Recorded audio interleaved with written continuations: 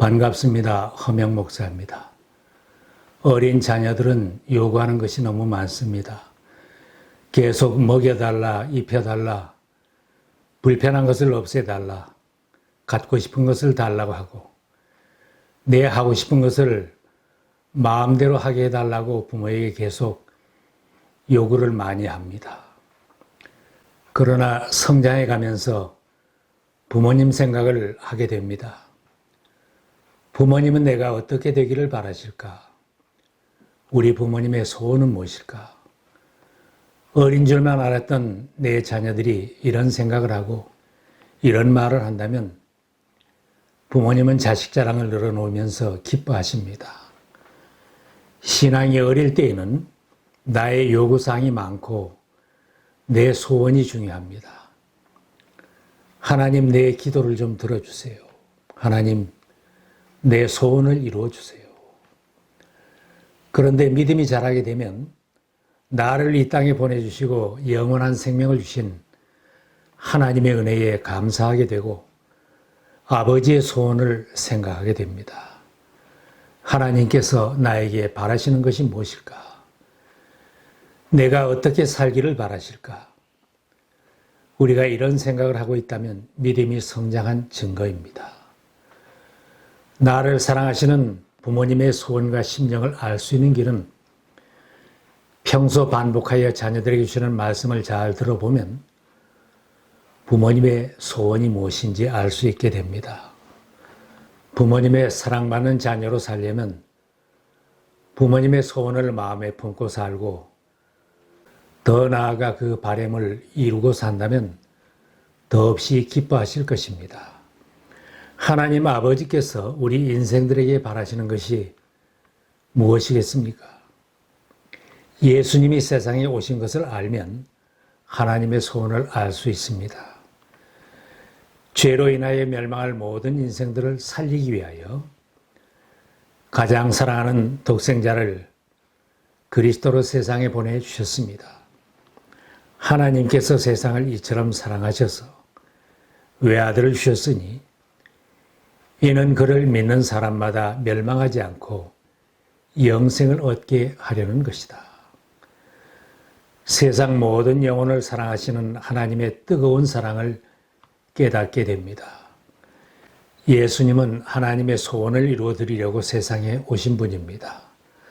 하나님과 원수로 살다가 죄 가운데 죽어갈 우리들을 하나님과 화목하게 하고 하나님의 자녀로 살고 구원을 받게 하려고 오셨습니다. 반복하는 예수님의 말씀은 생명을 살리려는 하나님의 심정을 알게 해줍니다.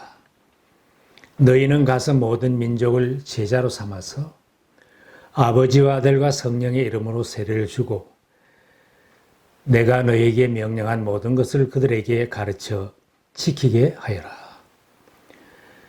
너희는 온 세상에 나가서 만민에게 복음을 전파하여라. 이 말씀은 예수님의 그 많은 명령 중에도 가장 비중이 큰 명령이기에 우리는 주님의 지상명령이라고 말합니다. 예수님은 우리들에게 영혼을 구원하여 생명을 살리는 제자로 살아서 하나님의 소원을 이루며 살라는 명령을 남기시고 승천하셨습니다. 사도 바울도 하나님의 소원을 분명히 말씀하고 있습니다. 하나님께서는 모든 사람이 다 구원을 얻고 진리를 알게 되기를 원하십니다. 세상에는 모든 사람이 하나도 빠지지 않고 다 구원받는 것이 하나님 아버지의 소원입니다. 나만 구원받고 내 가족만 구원받고 내가 출석하는 교회의 교인들만 구원받는 것으로 만족하실 수 없습니다. 그리고 먼저 부름받고 구원을 받은 자녀들이 전도하여 생명을 살리는 자녀들로 살고 모든 주님의 교회들이 생명을 살리는 일에 힘쓰는 교회가 되기를 소원하십니다. 하나님이 기뻐하는 자녀, 기뻐하는 교회는 어떤 교회이겠습니까? 내 소원 성취하는 것을 우선하기보다는 하나님의 소원을 이루어 드리려는 것을 최우선으로 하는 자녀들과 교회를 하나님이 기뻐하실 것입니다. 내가 아무리 믿은 지 오래되었어도 하나님의 소원이 무엇인지 모르고 살아왔다면 아버지 하나님을 기쁘게 할 수는 없는 일입니다. 교회 역사가 오래되었어도 많은 교인들이 모이는 교회라도 하나님의 소원을 모른 채 외면하고 자기들끼리만 재미있게 지내려고 한다면 하나님은 슬퍼하실 것입니다. 누가복음에는 집에 돌아온 탕자가 아버지 앞에서 고백하는 말이 있습니다. 아버지, 내가 하늘과 아버지 앞에 죄를 지었습니다. 이제부터 나는 아버지의 아들이라고 불릴 자격이 없습니다. 하나님의 뜻을 알려고 하지도 않고 아버지의 소원을 알아도 무시하고 나 자신만을 위해 살려고 한다면 나도 바로 탕자입니다. 하나님 아버지의 소원이 무엇인지 알고 그 소원을 이루어드리는 자녀로 살아야 마땅합니다. 이스라엘 백성들이 하나님의 은혜로 가나안 땅에 들어와서 잘 살게 되었을 때 백성들은 하나님을 배반하고 우상을 섬기며 안 믿는 사람들보다 더 악하게 살았습니다. 하나님은 마음 아파하시면서 호세아 선지를 통하여 선언하셨습니다. 너희는 내 백성이 아니요 나는 너희의 하나님이 되지 아니할 것임이니라. 우리들은 하나님의 은혜로 먼저 구원을 받았는데 우리들이 복음을 전하지 않고 산다면 많은 사람들은 여전히 죄 가운데서 죽어갈 것입니다.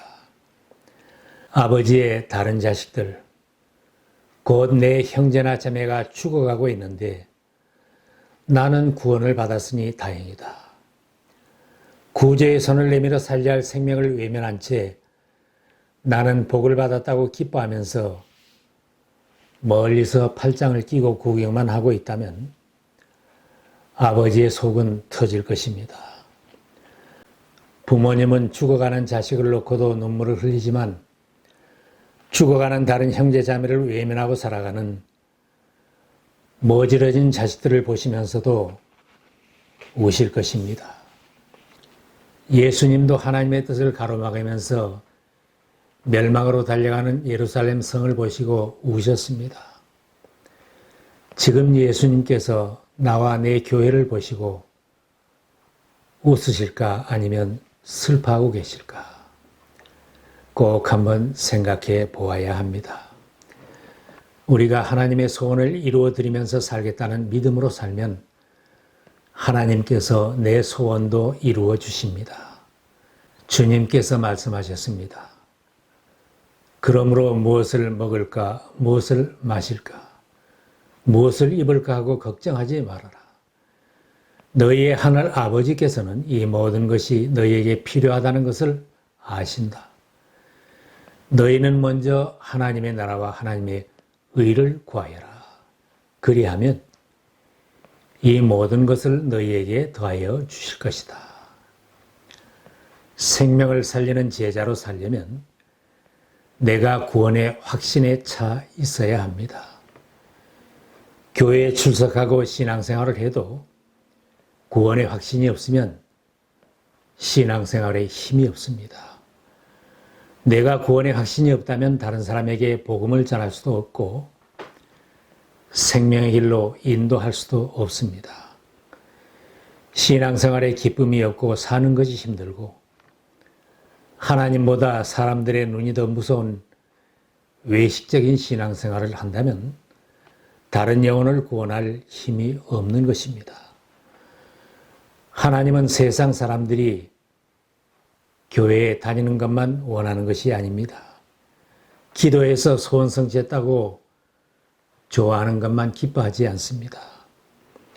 구원받은 확신을 가지고 감사하며 예배드리고 확신을 가지고 영혼을 구원하며 생명을 살리는 자녀들로 사는 것을 기뻐하십니다. 구원의 확신이 없으면 기쁘게 예배드릴 수도 없고 하나님의 말씀을 들으려고도 하지 않고 성경 공부를 하려고도 하지 않습니다. 나는 많이 안다고는 하지만 기도하는 일에, 복음을 전하는 일에 열심을 낼 수는 없습니다. 구원의 확신이 없으면 하나님의 말씀과 명령은 관심 밖의 것이 됩니다. 구원을 받은 지 오래된 성도들의 구원의 첫 감격을 회복하고 첫사랑을 회복하여야 합니다. 내가 아직 구원의 확신이 없다면 가장 핵심적인 말씀 공부를 통하여 구원의 감격을 찾아야 합니다. 세상사랑, 돈사랑, 죄사랑, 자기 자랑에 빠져 살다가 첫사랑을 잊어버리고 살게 되지요. 에베소 교인들을 책망하신 주님의 말씀을 들어야 합니다. 너를 책망할 것이 있나니 너의 처음 사랑을 버렸느니라. 그러므로 어디서 떨어졌는지를 생각하고 회개하여 처음 행위를 가지라.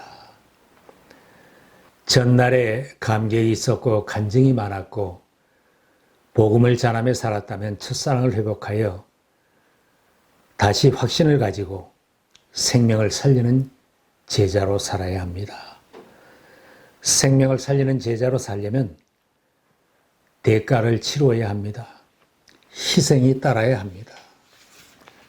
세상적인 욕심을 추구하며 살고 성령의 인도하심을 거절하고 희생하지 않으려고 한다면 복음을 전하며 생명을 구하는 하나님의 일을 하며 살 수는 없습니다. 교회에서 보고 배우고 기도와 전도 생활을 실천하면서 생명을 살리는 전도자의 능력을 배양해야 합니다. 대가를 치르고 희생하며 훈련을 받고 헌신하여 세상이 감당하지 못할 그리스도의 군사가 되어야 다른 생명을 살릴 수 있습니다. 나는 전도하기 싫습니다. 말주변도 없고 시간도 없고 믿은 지 얼마 되지도 않습니다. 그 일은 다른 사람이 다 할 것입니다. 무조건 전도하기 싫어하는 고집을 버리는 것도 희생입니다. 죄와 악습을 버리지 못하고 매사에 부정적인 사고만으로 사물을 보던 습관을 버리고 성령님의 인도를 따라 순종하며 헌신하겠습니다. 희생할 결심을 한다면 하나님을 기쁘시게 하는 자녀로 살 수 있습니다. 또한 복음을 전하고 생명을 살리려면 수많은 사람들이 죽어가고 있는 현장으로도 가야 합니다. 죽어가는 사람들이 있는 자리로 찾아가는 수고와 희생이 따라야 합니다. 예수님도 발품을 팔면서 어려운 사람들을 찾아다니고 동네마다 찾아다니면서 복음을 전했습니다. 가까운 여러 고을로 가자. 거기서도 내가 말씀을 선포해야 하겠다. 나는 이 일을 하러 왔다. 그리고 주님은 제자들에게도 험한 세상으로 가라고 파송하셨습니다. 너희는 온 세상에 나가서 만민에게 복음을 전파하여라. 이방 사람의 길로도 가지 말고 또 사마리아 사람의 고을에도 들어가지 말아라. 오히려 길 잃은 양떼인 이스라엘 백성에게로 가거라. 다니면서 하늘나라가 가까이 왔다고 선포하여라. 앓는 사람을 고쳐주며 죽은 사람을 살리며 나병 환자를 깨끗하게 하며 귀신을 쫓아내라. 거저 받았으니 거저 주어라. 세상의 어두운 현장으로 가고 별난 사람들 속으로 들어가서 생명을 살리는 자로 살라는 것입니다. 우리가 수고의 대가를 치르고 한 영혼이라도 구원을 받고 주님의 품으로 돌아오게 한다면 주님은 더없이 기뻐하실 것입니다. 우리가 전도하지 않고 교회들이 힘들다고 지금 이 상태로만 간다면 앞으로 수년 안에 더 많은 교회들이 문을 닫아야 할 것입니다. 자녀된 나와 우리 교회가 밖으로 눈을 돌려야 소망이 있습니다. 내가 복받을 생각만 하고 모든 교회 예산은 내 교회만을 위해 쓰겠다고 하는 한 생명운동은 일어날 수 없습니다. 이 시대의 교회의 마지막 보루는 생명을 살리려는 자녀들과 교회에 있는 줄 확신합니다. 교회마다 계속 세례를 베풀고 계속 건강한 교회가 세워지고 선교사를 파송하는 새로운 생명운동이 우리들을 중심으로 다시 힘차게 전개되기를 기도합니다. 믿음의 눈을 열고 하나님의 심정을 살펴볼 수 있기를 바랍니다.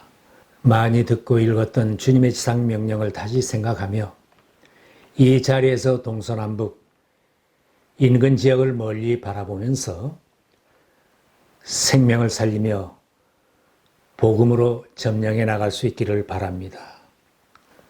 또한 세계를 바라보며 모든 민족을 제자 삼는 일에 이제부터 나도 대가를 치르며 헌신하겠습니다. 다짐하며 우리 모두가 당당한 하나님의 자녀들로 살 수 있기를 바랍니다.